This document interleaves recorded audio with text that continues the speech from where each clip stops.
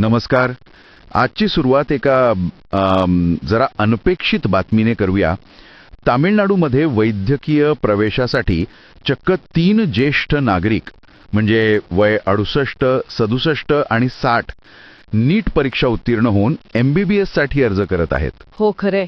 आणि हे शक्य झालंय कारण राष्ट्रीय वैद्यकीय आयोगानं म्हणजेच NMCने 2022 मध्ये नीट साठीची वयोमर्यादा काढून टाकली. बरोबर. याच निमित्ताने आज आपण तामिळनाडूतील नीट आणि MBBS प्रवेश प्रक्रिया जरा सविस्तर बघूया. म्हणजे कॉलेजेस, प्रक्रिया, खर्च, कट ऑफ्स आणि ताज्या घडामोडी सुद्धा. अगदी. आपल्याकडे काही लेख, मुलाखती आणि अधिकृत वेबसाईट्सवरून गोळा केलेली माहिती आहे. प्रयत्न करूया की ही जी गुंतागुंतीची प्रक्रिया आहे ती सोप्या भाषेत मांडता येईल. तर मग सुरुवात करूया एकदम बेसिक गोष्टीपासून.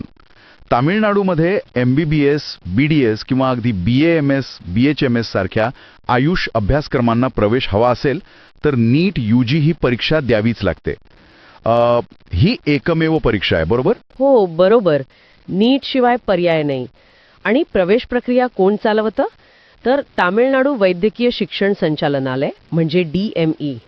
त्यांची tnmedicalselection.net नावाची वेबसाईट आहे. ओके. या वेबसाईट मार्फत 85% ज्या राज्य कोट्याच्या जागा आहेत म्हणजे सरकारी कॉलेजेसच्या आणि 100% खासगी कॉलेजेसच्या जागा यांचं समुपदेशन होतं. आणि उरलेले 15% त्या ऑल इंडिया कोट्याच्या असतात ना? अगदी.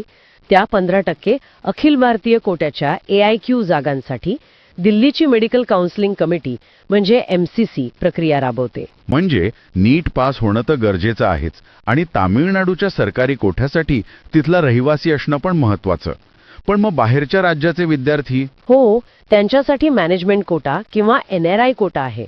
आणि म्हणूनच तामिळनाडूला ओपन स्टेट मानलं जातं.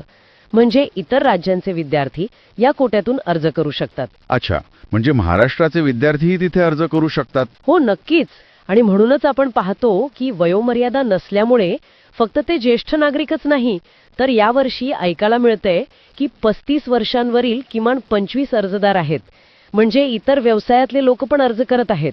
हे इंटरेस्टिंग आहे. बरं, मग नक्की कॉलेजेस आणि जागांची काय परिस्थिती आहे तिथे? पर्याय काय काय आहेत? तामिळनाडूमध्ये वैद्यकीय शिक्षणाची चांगली सोय आहे. चेन्नईतलं मद्रास मेडिकल कॉलेज MMC जे 1835 सालचं आहे किंवा स्टॅनले मेडिकल कॉलेज SMC हे खूप जुनी आणि प्रतिष्ठित सरकारी कॉलेजेस आहेत. हो, ऐकून आहे नाव त्यांची नावं. हो. मग किल्पॉक मेडिकल कॉलेज KMC आहे चेन्नईतच. मदुराई, कोइंबटूर इथेही चांगली सरकारी कॉलेजेस आहेत. एकूण जवळपास 39 सरकारी संस्था आहेत. यात एम्स मदुराई पण धरलंय आणि मिळून सुमारे 5350 जागा होतात. आणि खासगी क्षेत्रात? खासगीमध्ये पण खूप प्रसिद्ध नावं आहेत. मग ख्रिश्चन मेडिकल कॉलेज वेल्लोर हे खूप मोठं नाव आहे. PSG इन्स्टिट्यूट कोइंबतूरमध्ये, श्री रामचंद्र आणि SRM चेन्नईमध्ये आहेत आणि 12 डीम्ड विद्यापीठं पण आहेत. सगळं मिळून पाहिलं तर अंदाजे 12,000पेक्षा जास्त MBBS जागा आहेत. म्हणजे भरपूर जागा आहेत. बरं, या जागांसाठी अर्ज प्रक्रिया कशी असते? कधी सुरू होते साधारणपणे? साधारणपणे जून महिन्यात अर्ज प्रक्रिया सुरू होते. त्याच tnmedicalselection.net वेबसाईटवर ऑनलाईन अर्ज भरायचा असतो. मग त्याची प्रिंटआउट आणि बाकीची आवश्यक कागदपत्र सादर करावी लागतात. यानंतर नीटच्या गुणांवर आधारित राज्याची गुणवत्ता यादी लागते. सरकारी कोटा, मॅनेजमेंट कोटा आणि तो 7.5% सरकारी शाळांचा कोटा यांच्या वेगळ्या याद्या येतात. ओके. आणि मग पुढे? मग सुरू होतं ऑनलाईन समुपदेशन म्हणजे चॉईस फिलिंग आणि लॉकिंग. विद्यार्थ्यांना त्यांची कॉलेजेसची पसंती नोंदवावी लागते आणि मग गुणवत्ता, पसंती आणि आरक्षण यानुसार जागा वाटप होतं. याच्या अनेक फेऱ्या होतात. आता काय चालू आहे प्रक्रियेत? काही लेटेस्ट अपडेट्स आहेत का? हो, नुकत्याच काही याद्या जाहीर झाल्यात. म्हणजे जे उमेदवार विविध कोट्यांसाठी अपात्र ठरले आहेत त्यांच्या आणि ज्यांच्या कागदपत्रांमध्ये काही त्रुटी आहेत त्यांना त्या दुरुस्त करायला 18 जुलैपर्यंत वेळ दिला आहे. अच्छा. आणि एक महत्वाची गोष्ट म्हणजे काही उमेदवारांनी बनावट कागदपत्र वापरल्याचं समोर आलंय. त्यांचे अर्ज रद्द केलेत आणि त्यांच्यावर 3 वर्षांची बंदी आणि कायदेशीर कारवाई पण होणार आहे. त्यामुळे डॉक्युमेंट व्हेरिफिकेशन खूप महत्वाचं आहे. नक्कीच. हे गंभीर आहे. आता येऊया सर्वात महत्वाच्या प्रश्नांकडे. कट ऑफ आणि खर्च काय अंदाज आहे? कट ऑफ सांगणं थोडं कठीण आहे कारण ते कॉलेज, प्रवर्ग म्हणजे तिथे open, backward class, BC, backward class Muslim, BCM, most backward class MBC, SC, SCA, ST असे प्रवर्ग आहेत आणि कोट्यानुसार खूप बदलतं. पण एक अंदाज म्हणून 2025 साठी अपेक्षित पात्रता गुण पाहिले तर सामान्य किंवा EWS साठी 720 पैकी 165 च्या वर आणि राखीव गटांसाठी 165 पैकी 130 च्या वर असू शकतात. पण हे फक्त पात्रतेचे गुण झाले. म्हणजे चांगल्या कॉलेजसाठी खूप जास्त लागतील. अगदी. मद्रास मेडिकल कॉलेजसारख्या टॉपच्या सरकारी कॉलेजमध्ये ओपन कॅटेगरीसाठी 650 पेक्षा जास्त गुण लागू शकतात सहज. बापरे. आणि खर्चाचं काय? इथे खूप मोठी रेंज ऐकायला मिळते. हो, खर्चात जमीन अस्मानाचा फरक आहे. सरकारी कॉलेजमध्ये जर राज्य कोट्यातून प्रवेश मिळाला तर वार्षिक शिक्षण शुल्क अगदी कमी आहे.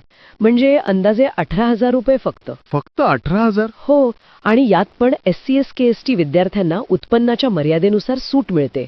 पण दुसरीकडे खासगी कॉलेजमध्ये सरकारी कोट्यातून जरी प्रवेश मिळाला तरी सुमारे 4.5 लाख रुपये वार्षिक फी आहे. ओके. मॅनेजमेंट कोट्यातून तीच फी सुमारे 13.5 लाख आणि NRI कोट्यातून तर 24.5 लाखांपर्यंत जाते. प्रचंड फरक आहे हा. आणि डीम्ड विद्यापीठं आहेत ती तर स्वायत्त असतात.